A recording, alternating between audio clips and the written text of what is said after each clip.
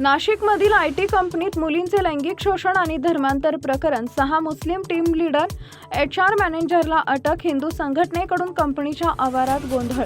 नाशिकमधील एका बहुराष्ट्रीय आयटी कंपनीत हिंदू महिला कर्मचाऱ्यांचं लैंगिक शोषण, कार्यालयात सक्तीची प्रार्थना, हिंदू देवदेवतांचा अपमान आणि इस्लाम धर्म स्वीकारण्यासाठी दबाव टाकल्याचं प्रकरण उघडकीस आलंय. या प्रकरणी पोलिसांनी कंपनीचे मुस्लिम टीम लीडर आणि HR मॅनेजर यांच्यासह 7 जणांना अटक केली आहे. शुक्रवारी एका हिंदू संघटनेच्या कार्यकर्त्यांनी कंपनीच्या आवारात घुसून गोंधळ घातला. या प्रकरणाच्या तपासासाठी महाराष्ट्र सरकारनं विशेष तपास पथक स्थापन केलंय.